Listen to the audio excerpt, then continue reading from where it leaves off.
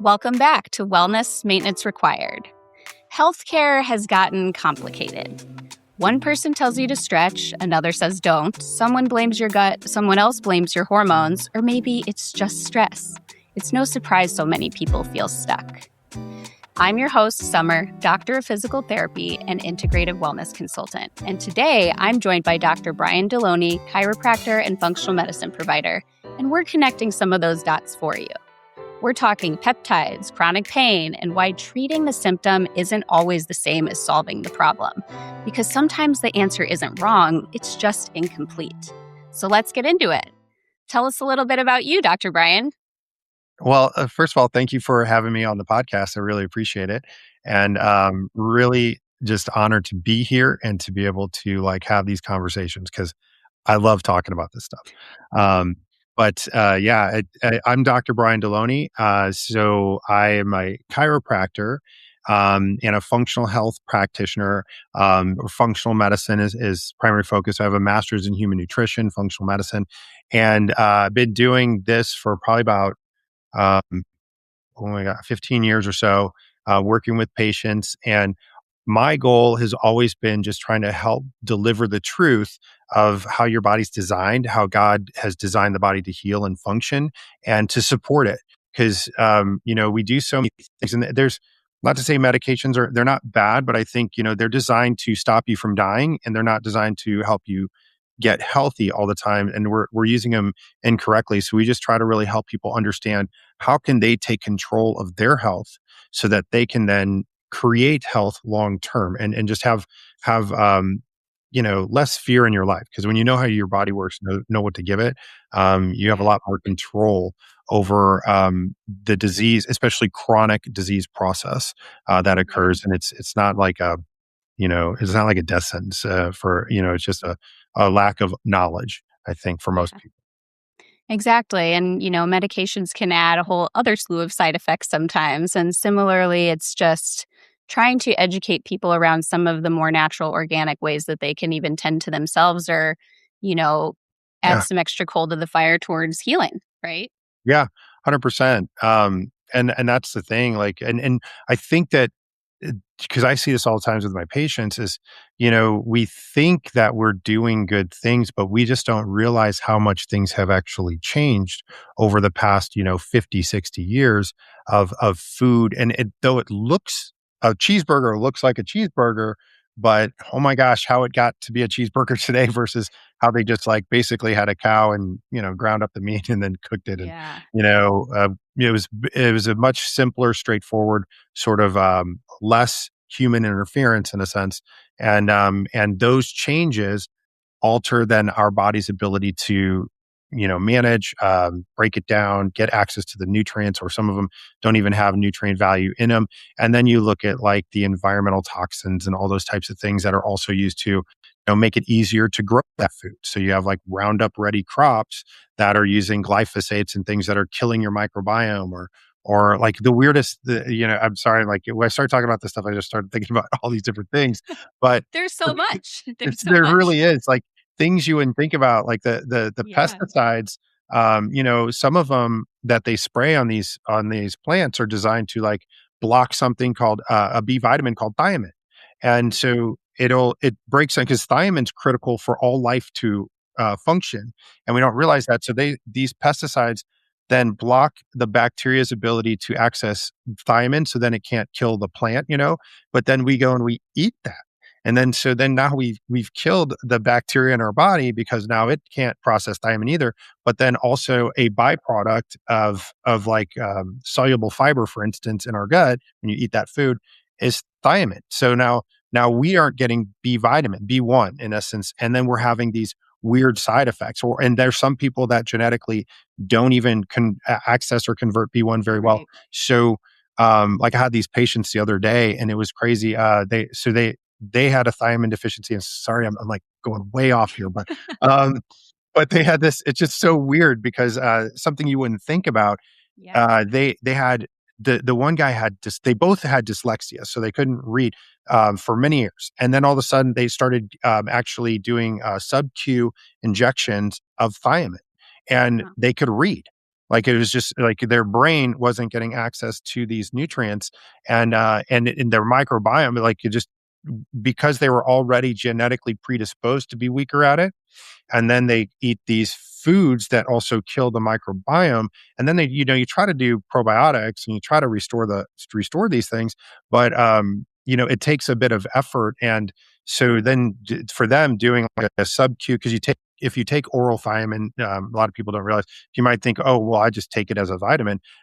You have to take There's only two kinds it's really beneficial. There's like TTFL, I think, and then benfotiamine. There's weird names, but those are the only ones that can even change the levels in your bloodstream. So a lot of people, you're taking thiamine, you think you're getting it, you're not absorbing it at all, and then your brain's not getting access, and you're getting the brain fog, and you're getting all these weird things going on. Mhm. And it's like, they just didn't know, and then they go and they eat their burger Yeah. from McDonald's or whatever, and it's got all that processed chemicals and things and just killing everything on top of it, and then they're struggling. So, Yeah.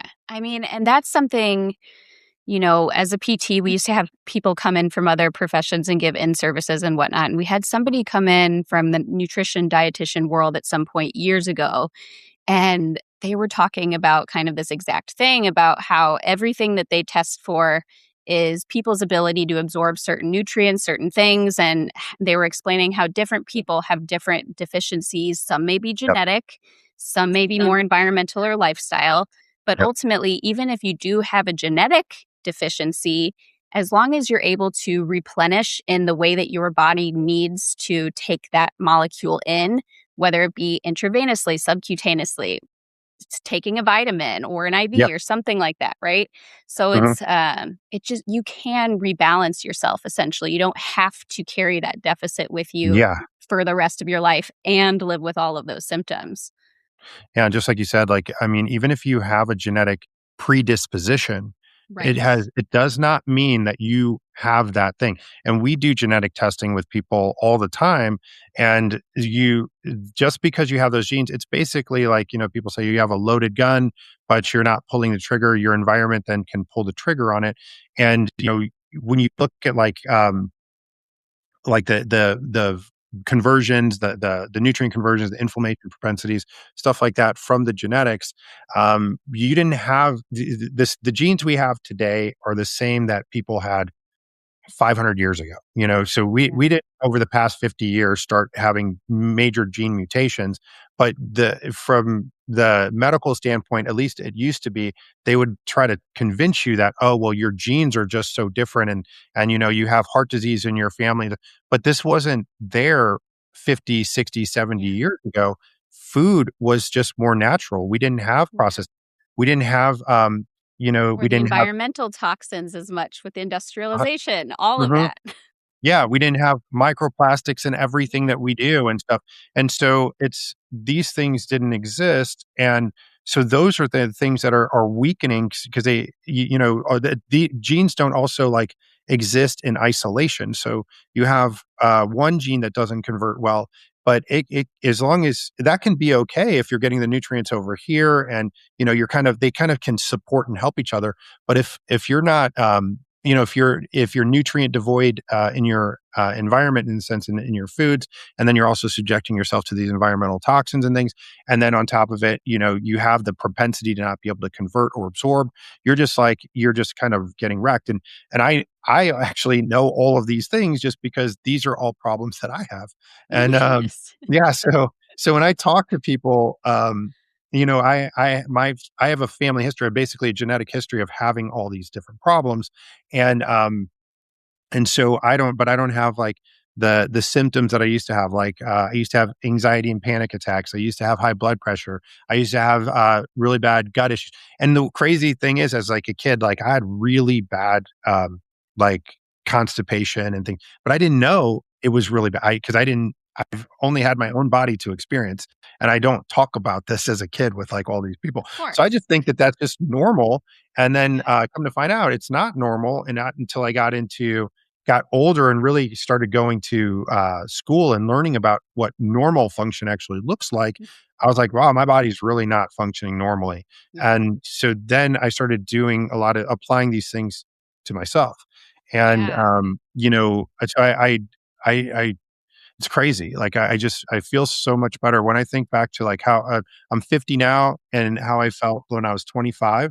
I feel better. I think better. Yeah. My memory's better.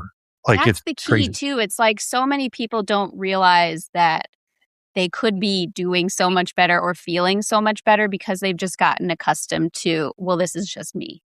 Yeah. Right? But really, I mean, I've been through my own health journey, you've been through theirs, so it's like everybody has a health journey Yeah. of some regard, so might as well make something useful of it in some way and educate yourself at the very Yeah. least. And as you had described, you didn't quite start off in healthcare, so kind of Right. what helped pivot your perspective or your career path? Yeah, well, I mean, yeah, I started out nowhere near any of these things. And as my dad had an insurance company, he was an insurance adjuster, and he was what was called a public insurance adjuster. So a lot of people don't know what that is, but technically, according to your insurance policy for your home, when you have a fire or damage, it's your responsibility to present the damages to the insurance company and in a way that you like with estimates and things and show this is what happened and this is what I'm entitled to. And they basically call it doing you a favor by sending an insurance adjuster out to your property. And you have to remember the insurance adjuster works for the insurance company, so they're ultimately, they're caring more about the Trying insurance to save company's money. budget. Yes. So in essence, oh man, I was locking up. I don't know how that went through, but anyway, but as far as like the insurance company, they're looking out for their best interests and not necessarily yours. And oftentimes people will find that they sign off on like yes, because the insurance company says this is all the money you need, and sign here, and you just accepted everything, and you start working on your property and you can't get it fixed. You don't have enough. Other problems are there that you didn't recognize. So as a public insurance adjuster, my dad would basically get hired to work for you, and he worked on a contingency, which was kind of nice because, he worked on a percentage, so it's cheaper than an attorney, but basically, the more he got you, the better he did for himself. So he was working hard to find every little thing he possibly could, Yeah. and so I started working with him and doing that as well for a period of time. So it was really just trying to work for people. Mhm. So I've always had a heart for like helping people get what I felt like they were entitled to, and that's kind of been Mhm. something a theme for my life. But then I had these health issues, and when I was in my early to mid 20s, um, I met this girl, and she was I really liked her. I really liked her. I thought I wanted to like, marry her or whatever, But her dad was a chiropractor, and I hurt my shoulder, and I just remember because my mom was an oncology coordinator for Mass General Hospital as well as Barnes Hospital. Um, and so basically, she believed in meds for everything. And so I took medications for everything. So self medicating, yeah, I think our society teaches people to become addicts in a sense because Yeah. they teach them to take a pill for every ill in a sense. And Yeah. so then I was having these different health issues, taking the medications, doing whatever. But then her dad was, I hurt my shoulder. Her dad's a chiropractor. I'd only heard like crazy things about chiropractors. So I was like, I don't really know if that's something I want to do. And then she was like, well, she's like, you need to let my dad adjust you and all this stuff. And I was just like, it's my shoulder, it's not my neck. And no, um, but I did it because, I didn't, because it was her. And so Yeah. I went, got adjusted. It was kind of like the weirdest experience. My first adjustment, I got nauseous, and I was like, I don't like this. And at first, and it was because like it was opening up all of this kind of pent up inflammation and allowing for healthy blood flow and all the. So my body was just kind of overwhelmed at first. Now after that first day, everything got a lot better. But and then I got subsequent adjustments afterward. So not only did my shoulder got better, but again, I used to have panic attacks pretty consistently. I stopped having panic attacks. My blood pressure had improved. It didn't get perfect, but it definitely got a lot better. I saw like a lot of weird, cool things happening, and I asked him like, "Why is this happening?" I mean, because that was the only thing I could associate it with. And I was like, "Is how is like you popping my neck helping all these other things?" And he was just telling me, "Look, like your body wants to be healthy. It wants to live in like homeostasis, basically, in health and balance. And wherever there's interference, if it's there, it's causing a problem of imbalance, and then your body can't express health. So he's like, I'm just adjusting your spine and removing one source of interference in your body's health. And so and that's what's helping you. And I was like, wow, that's amazing. And for there's some people who have never had a panic attack and they don't know what it's like. But for those of people who are listening to this and have had a panic attack, they understand it is absolutely miserable. And I used to have like multiple of them a week. They were like crippling for me, you know. So it was like I just to not have them was amazing, and then to like just I was just like I got to do this for other people. Um, Yeah. and so I just really, I don't know, it's what gravitated me to it in the first place. And then as I got into chiropractic school, and we do learn a lot more about nutrition than say a medical doctor. We have more thorough classes. In general, our curriculums actually are very, very similar to medical doctors. They have pharmacology, though we call it toxicology, but learning about medications and all these things as well. But it's still not nearly as in depth as like a functional medicine sort of approach where we're learning all of these nuances. And functional medicine is definitely different, in my opinion, from a dietitian. So a dietitian, though they're great, I'm not like knocking them, but they're just Right. looking. They're not looking at a clinical approach to chronic health problems and how to strategically use nutrients to bring back homeostasis and then create a lifestyle. Yeah. So How would you it is describe functional medicine to people actually, to so listeners that aren't familiar with it? That's a good okay. question. Well, I think chiropractic and functional medicine very, very similar in the sense of our goal. Like we don't use medications. Mhm. And our goal is not to use medication. Our goal is to figure out what is causing the problem, and then we want to address the cause and not just palliate or medicate the symptom. Right. So pushing the symptom away doesn't necessarily mean the problem's gone, and it's sort of like in chiropractic, we would give analogies like if you were walking and I put a tack in your shoe, for instance, and every time you stepped on that on your took a step, you stepped on the tack, and it started to bleed and it hurt, and you're just like, oh man, every time I step on this tack, it hurts. And so the doctor comes along, he's like, oh man, well, all we need to do is like, well, we'll just give you some morphine and we'll give you some lidocaine in your foot, and you'll never feel it. You'll just keep walking, as opposed to just being like, well, why don't we just take the tack out, and Yeah. then you'll be fine. And so that's where functional medicine is kind of looking at what causes problems, and then how can we use natural approaches to support your body's unique biochemistry, because everyone's different. And I think that Yeah. that's also critically important to understand is the differences between, doing a blanket approach. Because generally speaking, from a medical standpoint, you just check boxes and you're like, you check, check, check, and you fit this. And here's the protocol for that. And, some people are supposed to have higher cholesterol. Some Well, people you know, yeah, and supposed it's to a have blood pressure. challenge too because it's functional medicine does a really good job of not only looking at the individual systems but piecing it all together and looking at it as a Correct. big picture of how is this affecting this and this and this, right?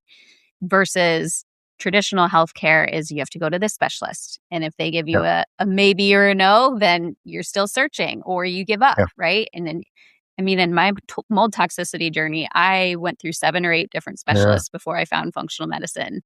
And all of those other prior specialists told me I was 100% okay, Yeah, and the you know? crazy thing, yeah, it's so nuts because, and the medical system nowadays, especially the way insurance pays, it pays specialists. It doesn't really that's why people see less and less general practitioners because those appointments, a doctor can't pay the bills. They can't pay their staff. They can't keep kind of keep the lights on and stuff. So, but if they specialize, and then the problem becomes like if I'm a gastroenterologist and you're an endocrinologist.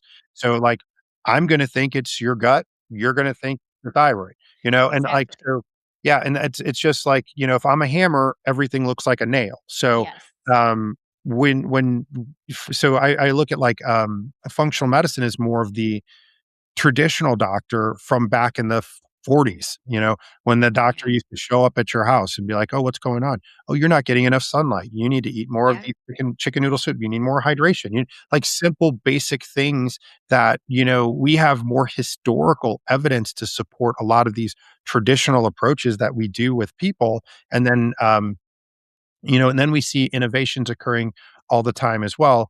This is a total side note, and I know we're going to talk about peptides here in a little bit anyway. But Yeah. um, this was, there was a recent study looking at cartilage and joint repair and the associated GLPs, and I'm just like, I just read about this earlier, and I honestly I didn't even know like specifically how they found GLPs. So, and you might not know about this or I not, but don't know how they found them. so they come from a venomous lizard called the Gila monster, um, and so they found this is how it started initially. Now we make GLP in our body, but so does this reptile. But there was a Japanese physician who basically found that this Gila monster would eat twice a year, and it would like then be able to like on those two meals live the entire year. It lives out in the desert, and it was like resilient to all these different things. So they were just looking at its blood chemistry, and they found that it had certain receptors that allowed it to use sugar differently. And they found that if they extracted it and they tested it on people, it was helping with handling blood sugar in a sense. Well, Okay. well, really, it was hunger, and then it would affect blood sugar and things. But now they're finding like this particular GLP though is affecting like cartilage growth in your joint. So the monster, I guess, because they were seeing that it was helping with repair processes in this animal, they were checking with humans because they saw that people were losing like 30 pounds, and they were like, "Oh, my joints feel better." And of course, our mechanism of thinking is always like, "Well, of course you took 30 pounds off your knees. Of course you feel better." But, but they found that, like, the semaglutide was actually, they did some control studies, and they found that there's actually, like, a 17% increase in cartilage in the joint Wow. because of doing that along with a healthy diet.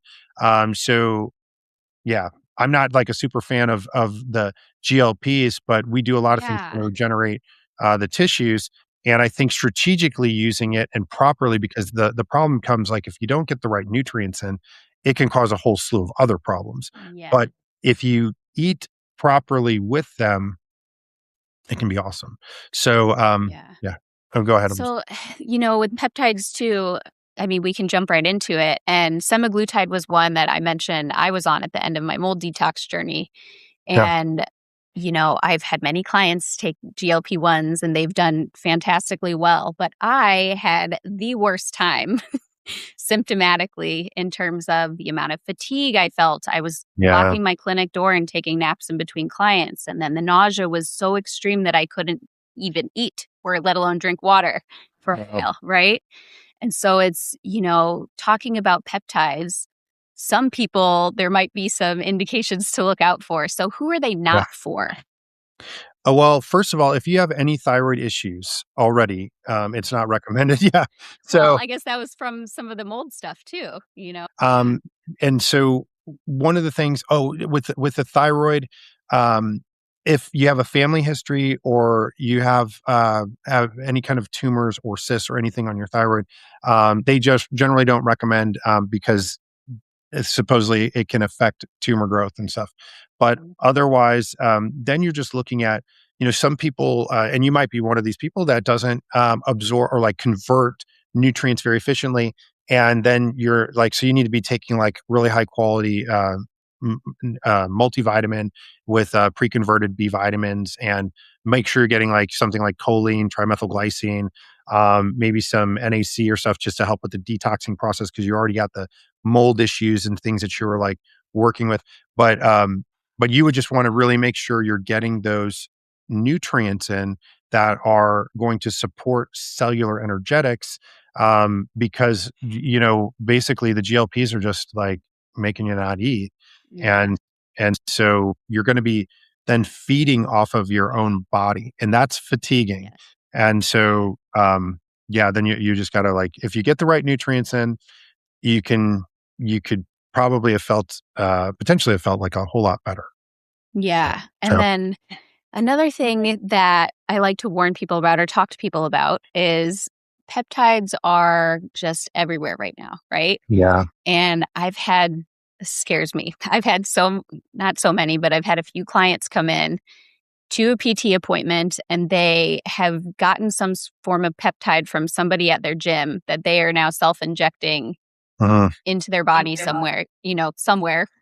What do you what do you think about that? That makes me a bit nervous because I want to make sure they're, getting what they think they're getting, Mm. the Yeah. sourcing of the product, making sure what Yeah. they're actually putting in their body is not only what they say it is, but also it's being applied correctly, right? Yeah. Yeah, there's both of those are really important, and a lot of times you can find like an influencer somewhere that'll tell you, "Oh, this is how much you do," and oftentimes, I mean, there's some trusted people out there. They have some good recommendations, but I generally speaking would want to go to a professional that is versed in these things, because like you were saying, like they're getting when you just go online, you have these research purposes only facilities and they cover themselves because they're basically like, we're selling it to you, but you're not supposed to inject it into animals, anything. It's just, and you're signing off that you're not doing any of those things. So that's supposed to clear them of liability.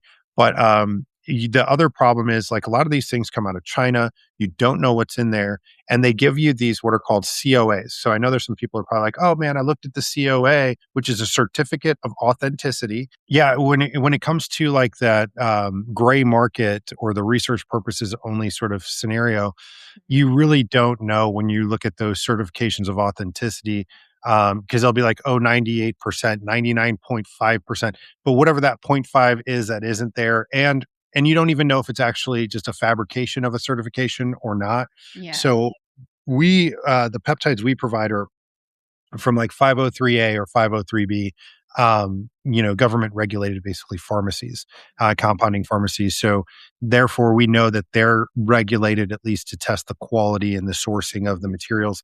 I know for myself because when you buy from a 503A or B, a farm or a compounding pharmacy, it's going to be more expensive. And even for myself, like I just try to source cheaper versions. So I've tried the gray market stuff, and I do have a lot of like sensitivities to the environment. And every one of them that I've ever used, I've broken out an eczema, and it is miserable. But like I would break out like the last one that I did, I broke out all the way across my chest. It ended up like getting onto my face, and I think because like the last time we talked, I had a beard, and Mhm. I had never grown a beard in my life. But I couldn't shave because the rash, the shaving was actually causing the rash to get worse. So I had to grow out this beard, and personally, I don't like it. So, like, a lot of people look good with a beard, I Yeah. don't think it's my thing, but, It can take a lot of right. maintenance too. It's Yeah, like, and so yikes. I was happy, but it took months really for it to, like, really calm down to where I could, like, get rid of it. So, I'm I'm a guinea pig in a sense for a lot of things that I might offer my patients because I wanna see if I'm generally going to react more than most people, so I'll see if it's going to do something to me before I ever offer it to my patients. But yeah, or I will check on it because like one of the things about like a GMP certified facility or these 503 companies, you can call them, you can get they have to release to you like their logs of like how they process things and all that certification. So it's nice, and I'll check on those things. Not only for my patients, but like I said, for myself, because I'm just like, Yeah. yeah, I have the weirdest reactions. But Same. but yeah, so I do definitely encourage people to not go with the gray market because you might get one version that works good, and then that the source or the provider might not be able to get it from the same person again, so they have to go to a new and you don't know, and now Right. you're injecting something and you react to it. So And we don't have long-term studies yet, right? So true, so again, if you're injecting something that there is some modicum of, I don't know what's in it, right? yeah, You're now injecting that long term. So that's a little bit scarier.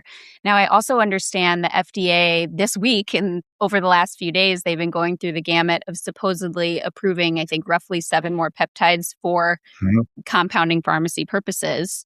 Yep. So that's pretty exciting, you Yeah, it's know? really cool.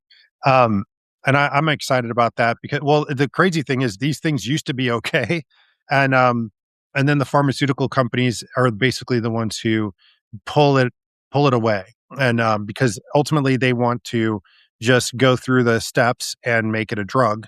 Mhm. So then they want to prevent people from getting access to them, and most peptides are pretty safe. Um, and a lot of the peptides we have, whether we might not have a lot of research here in the US, but they've been used, in Europe or Russia or other Yeah. places. And we've got some, pretty good, use cases there. And if you have a good practitioner again, and you're not trying to super physiologically dose people with those levels, you're going to do okay. But even again, they've passed like semaglutide as far as weight loss and stuff, and they're dosing people at higher and higher amounts, and long term they're not teaching them anything, so like ultimately they're Yeah. potentially creating problems. And I think we're going to see a lot of people having issues, unfortunately, over the next few years, where we'll have these side effects, and it's primarily just because they've been lazy and they haven't told people like this is what you need to eat, this is how you need to do it, Yeah. and they're not checking on people to make sure like they're following these protocols. Yeah, and even when I was on the semaglutide, I mentioned to you, because semaglutide can affect your dopamine receptors, right? In like your Mhm. pleasure centers of your brain, Yes. which now I understand it's being looked at for anti-addictive purposes for that reason, Yes. right? Which is great. But I'm Okay. somebody who doesn't tend to have depressive tendencies, but when Mhm. I was on it, it took away any interest that I had in doing the things that normally would make me feel good or energized, even Right. going to the gym, going for a walk, whatever it is, right?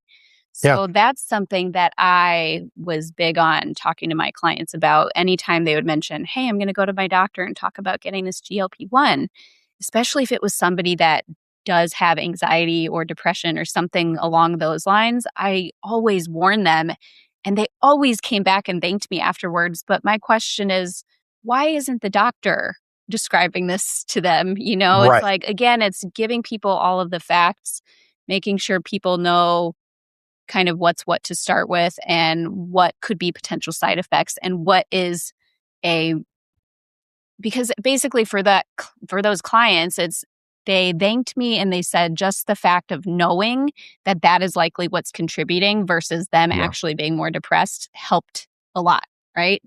Well, So it's right. just And knowledge and is power sometimes. and really from honestly, because they're so prevalent now, and you have some really great doctors out there, but then you have just some regular docs too, and they don't they're getting new meds all the time. They don't know how these things work specifically. They just know like, Mhm. well, weight loss, this is what we give you. And they used to give you like phentermine, they used to give like it was just the drug you do, but they don't understand the Yeah. physiological effects. And so for somebody like yourself, and yeah, it does, it numbs desire for things in general, which think is kind of interesting because, like you mentioned, it's addictive so whether it's addictions, food, pleasure in general, it just kind of is numbing those things. But for somebody like yourself, so my brain instantly goes to, okay, well, if you're feeling depressed, and especially if it's enhancing anxiety, or you just your dopamine levels are dropping, then that means you're not making these neurotransmitters efficiently, and you're probably not converting B vitamin very well. You're not hitting like your methionine cycle very well, because like methionine is going to be the essential amino acid that gets converted into serotonin. And so, more than likely there were some things there, and the medical doctor is not going to look at that. They're not going to be like, "Oh, well, you just need these couple vitamins and you'll be good." They're going to go, "Oh, you're feeling depressed. Let me give you this antidepressant for to go along with your GLP." And like, and it's like not helping the situation at all.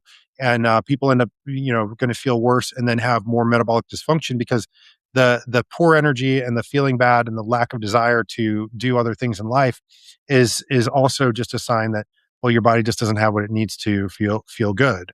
Um, so Yeah. so yeah, that would be where I would have gone with it. But yeah, I could just imagine how many more people are gonna start taking antidepressants while they're Yeah. taking their Yeah. GLPs. Hey, capitalism, you know? I guess Right. that's Yeah. whatever. So, back to functional medicine in general, what's one thing that you feel like if is there something that clients tend to come in kind of obsessing over in a way or thinking like, "Oh, this is probably the culprit, this is my problem," that ends up really just being more of a distraction for them? Um, it's a good question, and you had like kind of let me know that we were going to have, and I was like thinking about it because like the one thing I think it's hard to like say this is the one thing. I think the thing that more than anything that people come in with is that there's no fix for this. There's no way to get it Yeah. better, and they've been told that you know, I've done all the things, and I finally Google doctored myself, or I talked, and they were just like, finally, somebody said, "Go see a functional person." But I just don't. I've seen everybody. I've done everything, and we did all the tests. We did every test you could do, Yeah. and so they're without hope. And so generally speaking, like that's one of the themes that I'll see is like a lack of hope for their situation and, but I'm glad that they're coming to see me because they haven't completely lost hope. But, but it's just that, that, um, I think that's probably one of the main things that I see that we're able to kind of dig into, find out, show them that there's actually some other because it makes sense when people start to look at it, or maybe I mean, it makes sense to me. Sometimes maybe they're just like, I'm glad this guy thinks he knows what he's talking about. So like, because sometimes some of this stuff, I get off in the weeds of like the nutrient conversions and whatever, but I can at least show them like, hey, this Yeah. relates to this over here. Like we did some labs. Yeah, your Yes. doctors did it, but they didn't see how this actually over here connects to this over here. And if we then look at them together, and then we just need a couple things that support this, which will then bring that number up. But we don't want to get so hung up on just strictly lab values, but and definitely not individually. But we want to, like we were talking about earlier, we want to look at that broader picture of just like how do these numbers influence each other, and then ultimately, support them. And when people come in, I would say for women, the one thing that with whether it's anxiety, because when it comes to hormones, that's a big one that is completely misunderstood for women, very much so, Yeah. and and then they think that, because they might take the anxiety med, they might be taking something to help them sleep. And they're like, oh, I've had insomnia for years, it's just whatever. I'm getting older, the joint pains, my hips hurt. That's just because of my weight issue. And they don't realize like these are classic hormonal signs. And then we Yeah. run their numbers and we're like, oh, no, it's actually, we just need to balance your hormones. And, and so, or they'll think like, if I just lose weight, that fixes everything. So they're like, if I do the GLPs, that's going to fix all these other problems. And no, I mean, yeah, like losing weight is going to be something that improves certain aspects of your body. But just like this study that I was looking at, and they were looking at the GLPs and the cartilage and all that kind of stuff, but they were like causing animals to lose weight, and then they were causing them just straight up lose weight with food, and then they added in the GLP, and they showed that, well, it's actually stimulating repair of the joints. So sometimes it's not just strictly, just a weight loss issue, or we lose the weight and we notice, like I had a lady, we walk through a functional medicine weight loss program, and it's very focused on all the underlying inflammatory issues and gut problems and things. And so she's going through this process, and she started with us because her knees hurt so bad, and she was maybe 20 pounds overweight. I mean, it wasn't really bad, but for her, she's like, that 20 pounds is what's causing all my problems. And I was like, well, it's definitely not going to hurt to lose this 20 pounds. So we lost 25. Her joint pains all cleared up. She's feeling great. And then we did a modified elimination diet, and we started to reintroduce foods, and we started adding some dairy back in, and she added some regular like dairy, and she noticed her knees started to hurt. and her thumb started to hurt. And she's like, but she's still 25 pounds lighter. How is that even possible? Well, come to Yeah. find out, it's not just weight. We have these immune system responses. We have, again, nutrient conversion issues and things. But once so she knew. So we were just like, okay, well, don't eat this cheese. Eat organic cheese. For her, it was just switching to organic. I think it was probably hormones and Yeah. things potentially in that cheese. But yeah, and then her joint pain wasn't there.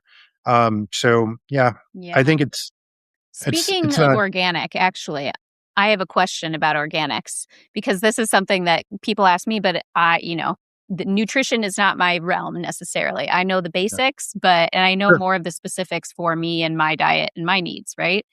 But so for listeners grocery shopping, people try to do their best buying the healthy things, buying organic things, but sometimes even pending which store you go to, there's like different level of organics and Sure. different level of, Mhm. right? So what is your general recommendation as a healthcare provider in that realm? I think, What people I can look mean, out for, I guess. yeah, you have to do the best you can because I mean, you're not the ultimately grow all your food, get your own farm, and live on the land. That's what we would want to do, but like it's impossible. Yeah. And so then you have to like kind of trust Yeah. what you're looking at. And even certified organic has levels of what's allowable for pesticides and different things. So you just try to do the best you can. But I would go to. Are you familiar with the Environmental Working Group? Have you heard of them? It's That sounds EWG. familiar. That sounds very EWG. Yeah, EWG.org. They have like the Dirty Dozen and the Uh-huh. Clean 15. They publish those every year. And they're Okay. basically Yeah. the 12 most pesticide laden fruits, vegetables. And then they have the least pesticide or the safest ones, the 15 safest ones. So in essence, when you're going and buying the clean 15, organic or not, you're generally going to be okay. And then the dirty dozen Okay. are the ones you really want to make sure that you're getting organic or at least like the best quality you can find. And it does make a difference. The pesticides accumulate in your gut, and again, the pesticides are just they killed the bacteria that was attacking the plant. They're also going to kill the bacteria that's in your gut, and then trying to restore that. But I would also say something else to be aware of is these artificial sweeteners and especially like Splenda, it's like a little microdosing like an antibiotic every time you take it, because yeah, people don't realize like it's a they say it comes from sugar just like sugar, but it's not. They took sugar and sugar is a sucrose, so it's a fructose and a glucose in there, and it has all these carbon atoms, or it's these carbon atoms, and then they have these hydrogens all around it. And what the so that is in that form, it gets metabolized into your body. So what they do is they strip off all the hydrogens and they bind all these chlorine atoms to it. And chlorine then makes it supposedly not able to get absorbed into your intestinal tract, and your body it tastes sweet, but it just goes through your body. Well, the problem is like they swear that this never happens, but like the chlorines will break off and they will get loose, and then they act like they basically start to kill stuff, the microbiome and plants, because they're now this free radical loose messing with the bacteria in your gut. And so that's a problem. And even like aspartame is another one that's like a chlorinated molecule, different though. And that was actually supposed to be a pesticide. And from what I understand, I was reading a book on it like years ago, and they were trying to find a pesticide, and somebody tasted it, was like, wow, this is really sweet. And I don't know who that smart guy in the lab was, but who was making pesticides and was like, let me taste this. But Yeah. apparently, like that's what he did. But you can like from what I don't know if this is totally true, but I've read other things where people would take like um, NutraSweet or aspartame and like put it along their windowsills where they have ants and stuff, and the ants would eat it and it would kill them. So I don't know. This could be Actually, you know, s well, and speaking of environmental household products or, nutrition stuff too, it's, um, in Florida now, sometimes I have ants, and what I did the other day, which was so random because I saw them by a window and it was too high for me to reach, I took my dish soap and I just sprayed it, and they instantly died. And Yeah. it is a dish soap that I have heard reports of that can potentially lead to cancer. So it's one that I try not to get on my hands or inhale or anything. And once it's gone, I'm not going to rebuy it. But I was like, oh my God, like literally like that, You you wonder, know? that And makes they you have wonder. not been back. They have not been back either. So it's like, whoa, Yeah. that's kind of bizarre. And then there was this other book that I read years ago, actually. It was all about, kind of diet and just, how things have changed over the years, and they were Yeah. talking about how back in the day, like when I was a kid, how the culture was to buy non-fat or low-fat stuff, right? Yeah. And so that's kind of trained in me in terms of going to the grocery store, if you're gonna buy dairy, especially buying low-fat or, less fat or something like that. But Mhm. realistically, when they remove the fat, they have to replace it with something else to keep the Correct. consistency, keep the whatever, right? And Mhm. usually that something else is something that your body cannot metabolize or digest or even break down Yeah. properly. So again, it's just you're adding stuff that your body can't use and that somehow sometimes gets kind of backed up. Correct. And you're better Yeah. off usually getting just the full fat version because at least your body can process it. Right. And like, yeah, you look at a few things, so that just kinda made me think of a couple things, but, like, one with the you're right. If you're gonna go low fat, no fat with something, then you've gotta put something in there to still make it taste good and hit those umami sort of, taste buds and whatnot, Yeah. and make people want to eat it. So, generally speaking, like, you'll find things that have, like, carrageenan in it, and carragenan's like a thickening agent, and it's an emulsifier, but these emulsifiers then get into your gut, and an emulsifier will break down fat, which breaks down the mucosal lining of your gut and will then like make it irritated. And then you can get like leaky gut and stuff from things like that. And ultimately it can lead to like driving cancer and things. But like you have issues like that, and then but low fat, no fat came about like after the 60s, and we started going into the 70s and 80s when we started getting like the margarines and all these types of things. So then we started making hydrogenated oils, and we're Yeah. figuring out something to put in there.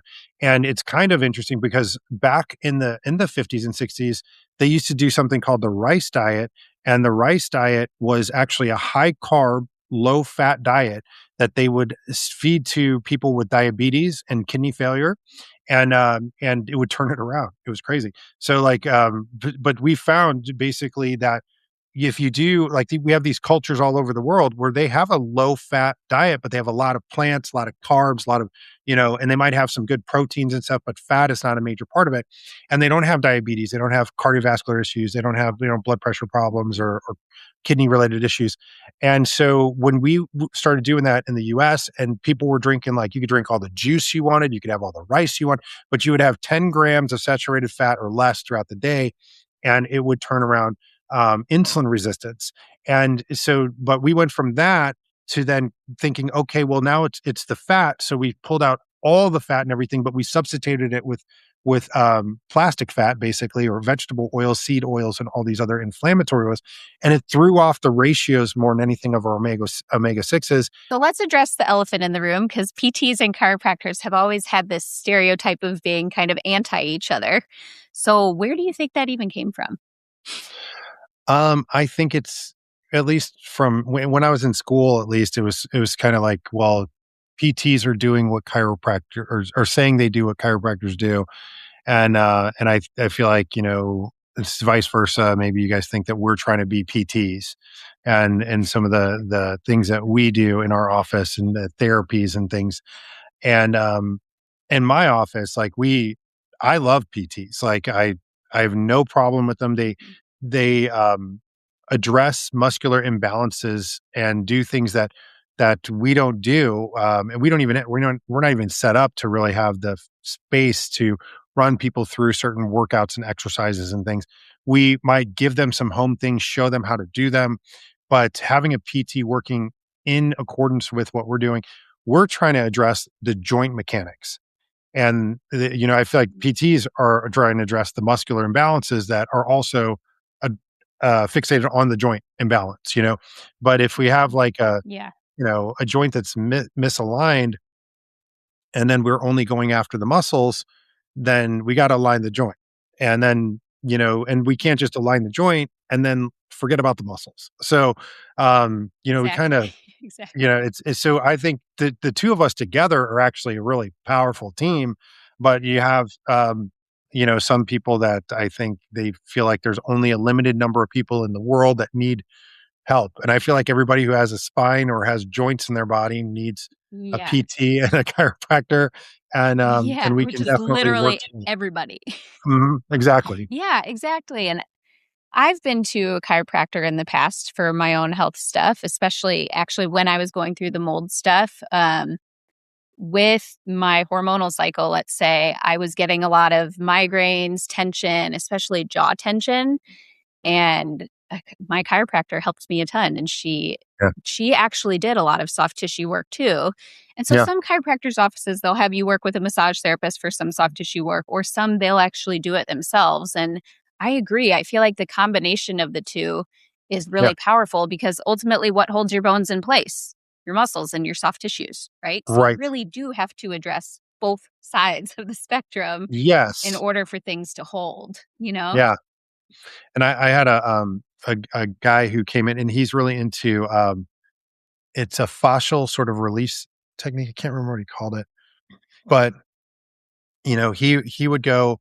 He used to be a chiropractic patient forever, and then he started going to this person who did this fascial release, and they helped immensely. So, and to me, it's whatever helps you. I don't mind. Like if you don't come to me or you go, this is my one life experience. I want it to be good and I want yours to be good too. So like, Mhm. I may be the solution. I may not be, it's all good. But like, Mhm. so he was coming to me initially, we were doing chiropractic and things were improving for certain things. And he went to this fascial release person and they were helping him. And it was like taking it to another level. But then he started to like learn about it and started to tell me like, "This is the best thing ever. This is way better than chiropractic and everything." I was like, "It can be helpful, but, I'm glad you're getting some great results." And then he came back to me, this is a couple weeks ago, and he's like, "Yeah, my low back's problems." And he'd bend forward and he can only get so far. And he was just like, but I was like, "Well, why don't you do the fascial release?" And I'm not trying to be funny or anything. I was just like, Mhm. just curious because like that's what you do, generally speaking. More recently, and he's just like, "Well, I just figured we give it a shot, and because it's not getting all the results." So then we adjusted him, and he's like, "Wow," he's like, "I feel like I got like 60% better, and then I did the fascial release, and I got the other 40%." And it was just like, so that's great. Together we were able to get you 100% better and like I told him, I was like, you know, I think everything has a place. It's a kind of a pie of like the things Mhm. we need to look at with a person. And we want to try to look at all the Yeah. pieces and address it. So yeah, I, I, I Yeah. refer people to PTs and even this fascial person. I thought was really cool. He taught him Yeah. this weird thing. So apparently he's got a tooth problem. So this just, um, Okay. so he's got his low back, he could bend down and he could just get his, like, hands past his knees. We adjust him, he could get almost to his feet. And then whenever he touched this area he had I guess, a tooth infection and it affect the fascia, but he hold it right here and he could touch the ground. It's crazy. And so this person was able to Wow. figure out that this was a focal point for him, but he just at the time didn't have the money to go to the dentist. But that would be the next step. So now you have the fascial person, you've got the chiropractor and the dentist, and then he's going to get full function and mobility in his body. Um, it's everything's weird. It's weird how it all kind of connects. So It is weird. I was just watching a video the other day about a woman who it was some sort of biological dentist. So yeah, somebody who does more than just the basics. And they were demonstrating how she has all these neurological issues, and how by putting some sort of, it looked like a palate expander type of retainer or something, yeah, how putting one in her top and then her bottom just took her from complete uncontrollable tremors to being completely still and being able to stand up and walk around. And I don't know yeah. the exact mechanisms there. I'll look into it, but it's just very interesting. But also something to note about my profession, your profession, all of the professions, when we're saying that we collaborate with other chiros, other PTs, other dentists or whatever, again, there's still discernment there around what types of full spectrum of services they provide. And because not everybody's created equal, you know? Sure. Yeah, 100%. So Yeah. it's just be careful there in terms Yeah. of, you know, do some looking around and understand if you go to a PT or you go to a chiro or a dentist or somebody and you don't have maybe a great experience or you don't get an answer, don't give up, right? Yeah. That's my only method is don't give Mhm. up, especially not on yourself and seeking answers because there's probably somebody out there that can help you. And one of the things that I think is really good to, find is a person that whatever that field is that they're in, they've found that it has been immensely helpful for their life. So that was like part of the reason why they wanted to do that thing was not because they read an article about the median income of that job and decided to do it, but they were like, I had this experience and it really helped me. So I have this passion for it. And if you can find people who are passionate about the job, a lot of times they're going to be more helpful. Um, Mhm. and especially like a biological dentist, they're really pushing against the norm. And Yeah.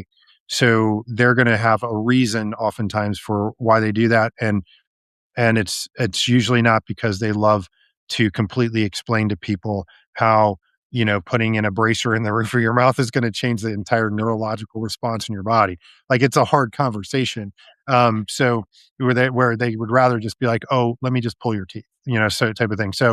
Um, Yeah. so there's something behind that that drives the passion to want to help people, and they're oftentimes going to be, like me or you, more open to other things because we just wanna see you get better, We just wanna see Yeah. your health improve, and whatever that looks like, that to me is the most important thing. I just want happy people, you know? And we Of we we are course. fortunate. We get to see a lot of that. It's the Mhm. best thing about getting to do what we get to do is and it's also like um I don't know that sometimes people will be like, oh, so many of these different things and all that, and you're so smart, and it's like, you know I don't feel like you have to be super smart to do, and this might sound pat, but to do what we do, because Yeah. I just look at it like we're just looking at your body is supposed to work and we want to support it. Yeah. Now, when you're like going to cut on somebody, you need to understand how that anesthetic's going to work, like how like the different procedures, volumetric pressures of like your blood and all the you got to look at all these crazy things that you're trying to control. But I'm just like, hey, like your body needs these things. Let's give it to it. This is out of balance. Let's balance it. Like it's not real crazy thinking, and I honor the system that God created in the body. And I just think, this was designed to work from the beginning, and let's try to understand that and support it. So I feel like, we have a lot less to worry about because we're trying to support the body. Whereas Yeah. I feel like you have to be extremely smart to cut people open and know like exactly what to do when things go wrong. 'Cause it's I like feel that's like I would have loved being a surgeon, to be honest. I yeah, think I would yeah, have gotten very into that. But also I don't know, I'm just very tactile. So I think that's what it is for me. yeah, And then also my passion and interest behind it. But yeah, I mean, it's very interesting. And I do wonder sometimes if I wonder if I feel the passion of what I'm trying to do with people more than sometimes other professions, or if you might too, because again, we kind of are in the healthcare industry or profession realm where we do get to work with our clients more longer term. So we do mhm, get to see their results and we hear their satisfaction and we hear the I yeah, thank yous, right? So yeah, even looking at these professions as a job satisfaction rate, I think that was one of the reasons why some of these professions are rated so high because you get that gratification as well, yeah, right? So yeah, you really get to it's kind of a interact bummer with for some of the other professions. it is, honestly, and people, like, when they start with either of our professions, they come in and they don't feel good, and they might be rude, they might not be, nice to the Yeah. staff and this happens. And but then as they start to get healthier, and for me, like I've just been doing this for so many years, like because I'll get new staff members or something like, and they're just like, so and so was so mean. And so I was just like, look, they you just don't understand, like they're not healthy right now. They don't feel good. They've been through a lot. We don't know their story. So but we know that they're here now, and just give it some time, cuz like 30, 60, 90 days from now, they're a whole different person, and they're happy, Oh, and yeah. there's so many times like like my staff's just been like, "Oh my god, so and so's so sweet." And whenever they're like, "They were so mean," and it's like, but they just didn't feel Yeah. good, and that just, they didn't even realize that they were being that way, so I don't Yeah. know. I get excited, seeing that person come in, and then knowing that they're like, okay, I'm going to trust you to help me. And then I'm like, thank you for Mhm. trusting me. Let's go, in a sense, and like let's see what we can do. And then they start doing the process, and then things just start getting better, and then they're like, oh, I was able to do this, and I was able to spend this time with my family. I was able to, like, and I never thought I was going to be able to do this thing, whatever it was, again. And we were able to do it. And oh, somebody said, um, I had a lady come in, and she was like, she just was gaining some weight, and she was like, her gut was all messed up, and she's like, I just don't understand. And she's not feeling happy. And but the weird thing was, so like because she referred a person into the office, and they were just like, no, I've seen her. She looks great. Like in her overweightness in her mind, there's other people looking at her thinking she looks amazing. And yet this lady's not happy. But then she's like, I don't feel good though because of her gut. And she's like, emotionally, it's draining on her and her self esteem. So we walk through a process, and she's killing it, losing weight, guts better, all these things, feeling awesome. The same lady sees her, and so then with her weight loss, she's like, she looked great with weight. She looked amazing now. That's why she came in. But more than anything, she was just like, she's glowing, like she's so happy, and she feels so good. So like, Yeah. she's like kind of like a walking billboard of just like going out into the world, and she feels confident about herself. She feels good inside, and it just spills over into all the interactions she has in her community. And that's what I love, is like just being a part of that. Yeah, for sure. I mean, how people even relate to, let alone the world or their obligations, but how people relate to themselves changes. It's kind Yeah. of an identity pivot, definitely a personality change when they're out Yeah. of that phase. But yeah, I've had a number of clients go from first session, I'm like, oh God, they're going to be a nightmare to work with, to they're my Yeah. favorite client. And we still keep Yeah. in touch, you know? Yeah. But I also have patience with people because I have been on the other end of that spectrum. And I Yeah. understand, kind of some of the urgency that can come too when you're not feeling well. And especially if Yeah. you've been dealing with it for a long period of time. So I get it. Yeah. Everybody goes through it in some regard. Yeah. So, what's one wellness trend you would gladly leave behind? Um, well, some of these fad diets, honestly, like I would just really Yes. gladly like leave them behind. Um, Yes. there's and it's so, every time people come in, it's like there's the next thing, and like right now, carnivores everywhere.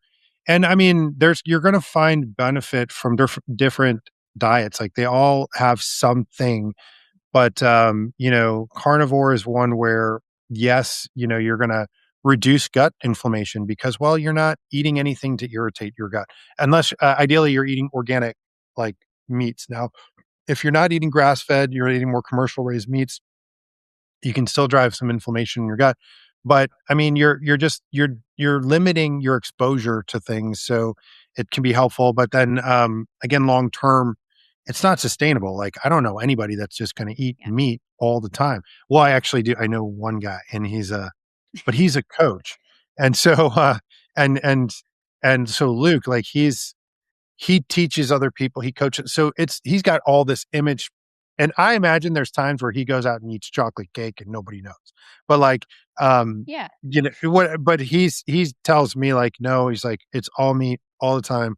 And, but he's also like, a functional practitioner as well. And yet he doesn't even though he does it for himself, he does recommend it a lot, but he still doesn't really push everybody to it, which it's just a weird thing. But that just being one, whether it's any number of different things, any of these extreme sort of fad things to try to force your body to do something, we want to Yeah. try to create a real sustainable thing for you and understand more than anything, like what does your body work with, and what Yeah. does it like not work well with in a sense.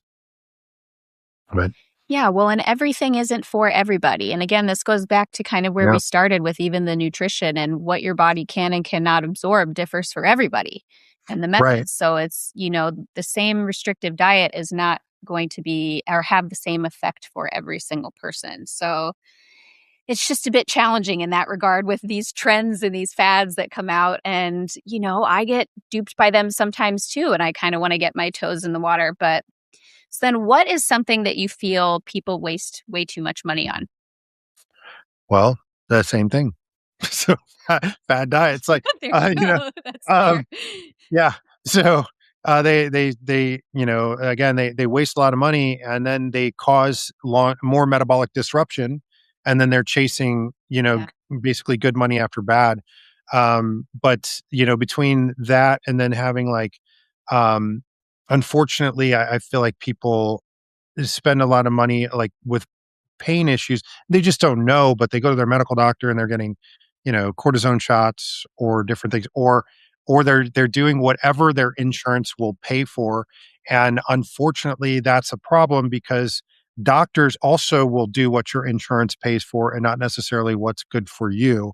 And depending on the doctor, but I do know several doctors who like this procedure now gets paid, whereas this one that works better for you doesn't get paid. So we're going to recommend the one that does get paid. And now you're all of a sudden that's what you're getting. Or you're going to find that you happen to have these specific health issues that do fit into there. Now, and GLPs are one of the ones that I feel like are getting can sometimes get over prescribed by certain physicians. But then I do have a lot of people who come in and even their doctors are just like, no, no, no, no. Let's avoid these things right now, and they don't put them on the GLPs, and I appreciate that. Or they looked a little bit deeper, and they're like, you know what, your thyroid's not working too good. Let's avoid that. So they're actually like reading the black box as opposed to just like blanketly, Yeah. like giving these things. And even though it's you're not spending as much money up front, it seems like to use your insurance, and of course you're paying for insurance, you want to use it, but ultimately long term it's more costly because it causes more problems. And Yes. so, Yeah. doing And something people that have to backtrack. yeah, 100%. And so then they're yeah, so then that's just such a waste. Right. Yeah. Well, and, for listeners, I guess a good thing to end on is just being aware that, there, of course, are healthcare providers out there like Dr. Bryan and myself that there's a lot of passion and, personal passion as well behind a lot of what we do. And even in regards to educating ourselves further. Um, Yeah. but Well, ultimately, healthcare is a business, right? And yeah, of the course. traditional healthcare model to the insurance model, that is very much so a business. And Yeah. you, as the patient or the client, are kind of shuffled around as they see fit versus sometimes as you need, right? Right. So it's just something to be aware of. Keep in mind, again, be mindful of your sourcing, whether it be of providers, of peptides, or whatever. Just have Yes. discernment and don't um, don't put your own needs or thoughts on the back burner. If you feel like something is off, advocate for yourself, of Yeah. course. Yeah. That would be one of the main things you know, um, I would tell people are, basically you start getting better when you take responsibility for your health and you don't put the ball into the court of the doctor, and you Yes. just don't expect that you're just gonna do anything, whatever your lifestyle is, you're not gonna take any responsibility, you're just gonna go crazy out there in the world. And then you're gonna go into the doctor and they're just supposed to tell you what to do and it's supposed to work and you're just gonna get better. You really do need to, unfortunately, in our society, you have to educate yourself about the environment that you're putting your body in every day. Your doctor's seeing you for a snapshot and only seeing some symptoms, and they're just throwing ever whatever canned sort of thing at you. And that's where practitioners like ourselves or functional medicine, like we are going to try to get more information and sit with you and gather more health history, dig into like your symptoms and get a better picture. But even with us, like it's like we're going to give you a plan to get moving forward, but everything that we do with people requires them to take responsibility for their behavior, make changes, and then continue to implement those changes after they learn them. Because, it's not going to, like, you can't just go back to what you were doing. Like, you can't do it for Yeah. 4 months or whatever. Whatever we teach you to Nope. do, got to keep up with it, you know? Yeah. So, And this is why I kind of love the evolution of my personal career and the route that it's taken, because now with doing more remote virtual work, my joke with clients used to always be, if I could just get you to wear a GoPro on your head for 24 or 48 hours, that way I could see your environment, or like how you're taking this information I'm giving you to do at home, how you're actually applying it within your environment, yeah. right? But now I just, of course, do that virtually, but the translation of it all matters. And it does take some effort and input on the Yeah. client's end to take that information, put it into practice, report back to your provider if something feels off or if something isn't working well for you. Like, you're as equally as part of a process as the provider, Yes. Oh my ultimately. gosh, more so. And I do one of the things we really do try to like make things happen as quickly as possible. Like at least like not 100% everything's better, but we want you to see that something's getting better in a short period of time. So then you can be encouraged because, people have tried so many things, they're frustrated. And if a week goes by and they're just like not doing great from a medical standpoint, they just come, oh, just keep taking the pill. Eventually it'll work, like type of thing. It's crazy to me. Yeah, But when they're exactly. work, when they're working with like people like us, um, we're a week in and they're making these changes. It's easy to keep taking a pill. It's challenging to change your diet and do other things, maybe be more active or whatever we're telling them to do. And so if they're not seeing improvement quickly, then they want to give up. And so I really try to do like whatever we can to start seeing you see incremental improvements, and then you get excited because you're like, oh my god, I haven't felt, even though it's Yeah. like 30% better or whatever, but I haven't felt this in forever, and this seems to be working. And then we can keep going because there's going to come times where your body's like going to stall out for a little bit. But hopefully we've gotten, a lot better for a period, and now your body's healing some things. It just doesn't seem apparent to you, but the body's doing a lot of different things. And then then a little bit of time will go by and we'll make an adjustment, and then all of a sudden it's back off, and you keep going. But it just Mhm. gives people encouragement to weather the storms whenever they've seen some track record of things are getting improved, Yeah. and then you can do that with people. But yeah, that's something I wanted to make sure I mentioned, is like, you just stick with it. And, Yes. and whoever you're working with, you should see something at least, like, and I'm sure you see all this with your people, is like there's something improving, and we want to hold on to what we see and know it's going to continue to get better. But it is a time process. Healing takes time. It But is. morphine is quick, so like it'll numb Yeah. you fast, and it feels great. you know, but nothing's Exactly. changing. And So then yeah, and then the side effects and all the other stuff. Yeah, and exactly. And I also tell people, not only is it a progression, it's a journey, if you will, but symptoms can change over time as well, especially from the purely physical therapy standpoint. When I first start right, working on somebody, even day 1, day 2 they come in, their body might be feeling totally different, or yeah, their pain response is different, and then especially over weeks or months, even weeks, people are saying, "Oh, I don't have that pain I came in with anymore. Now my back hurts like it did 20 years yeah, ago." So it's like you're reversing the pattern, essentially. So exactly. symptoms can Yeah, change, but as long as you communicate, it's part of the process. This is likely yeah, to happen. Just when it does, please communicate with me so that we can continue to exactly. recalibrate. In chiropractic, we would call that retracing, where, you work on one thing and then something, but that's a good sign. It's a bad sign if you've been coming for weeks and you have the same exact problem. Yes, But exactly. it's okay if like that problem got better, but now we have another one.